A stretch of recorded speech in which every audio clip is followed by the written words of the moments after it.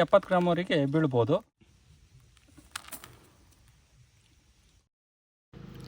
Hello hi ವೀಕ್ಷಕರೇ, ನಮಸ್ಕಾರ. ಪಚ್ಚು word ಚಾನಲಿಗೆ ನಿಮಗೆಲ್ಲರಿಗೂ ಸ್ವಾಗತ ಸ್ನೇಹಿತರೆ.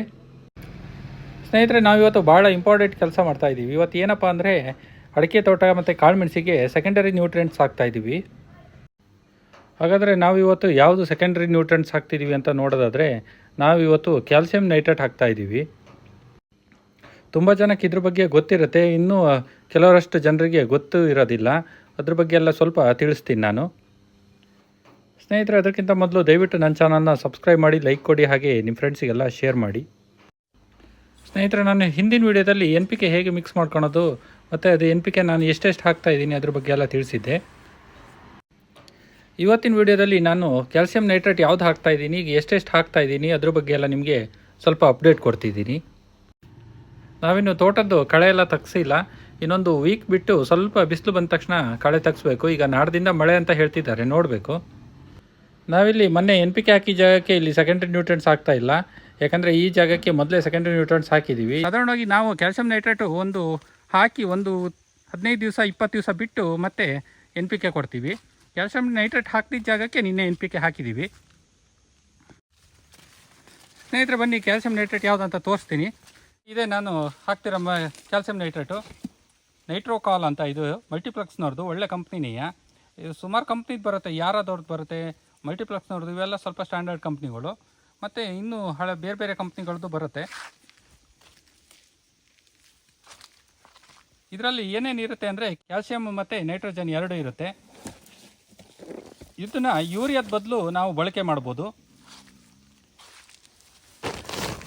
ನೋಡಿ, ಇಲ್ಲೇ ಹಾಕಿದ್ದಾನೆ ಕ್ಯಾಲ್ಸಿಯಂ ನೈಟ್ರೇಟ್ ಅಂತ. ಸ್ನೇಹಿತರೆ ನೋಡಿ ಕಾಳು ಹೇಗಿದೆ ಅಂತ. ಇದು ಜಾಸ್ತಿ ಏನು ಹಾಕಲಿಕ್ಕಿಲ್ಲ, ಬರೀ ಒಂದು 50 ಗ್ರಾಮ್, ಬರೀ ಅಡಿಕೆ ಆದರೆ ಒಂದು 50 ಗ್ರಾಮ್ ಹಾಕ್ಬೋದು. ನಾವು ಕಾಳುಮೆಣಸು ಪೆಪ್ಪರು ಇರೋದ್ರಿಂದ ಎರಡಕ್ಕೂ ಸೇರಿಸಿ ಅಂದರೆ ಇನ್ನೊಂದು 20 ಗ್ರಾಮ್ ಜಾಸ್ತಿ ಹಾಕ್ಬೋದು. ಒಂದು 70ರಿಂದ 75 ಗ್ರಾಮ್ ಹಾಕ್ಬೋದು. ನೋಡಿ ಎಷ್ಟು ವೈಟ್ ಇದೆ.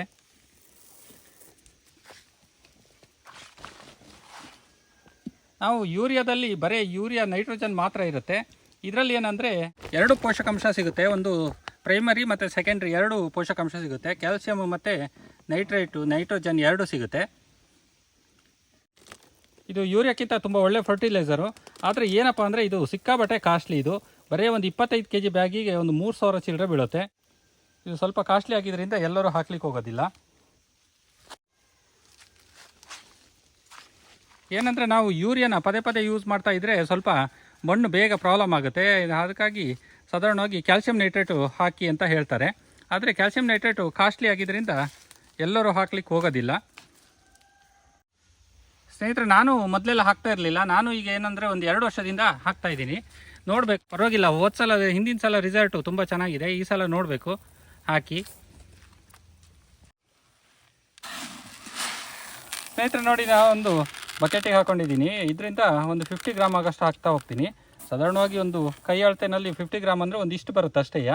ಒಂದು 50ರಿಂದ 70 ಗ್ರಾಮ್ವರೆಗೆ ಬೀಳ್ಬೋದು. ಇದನ್ನು ಯಾವ ಟೈಮಲ್ಲಿ ಕೊಡಬೇಕಂತ ನೋಡ್ಕೊಂಡು 2 ಸಲ ಬೇಕಾದ್ರೆ ಕೊಡ್ಬೋದು. ಸೇಮ್ ನೀವು NPK ಎಲ್ಲ ಹೇಗೆ ಹಾಕೊತೀರಿ ಅದೇ ರೀತಿ ನಾನು ಹಾಕೊತಾ ಇದ್ದೀನಿ. ಕಾಳುಮೆಣಸು ಇದ್ದರೆ ಬರೀ ಒಂದು 75 ಗ್ರಾಮ್ ಹಾಕ್ತಾ ಹೋಗ್ತಾನೆ.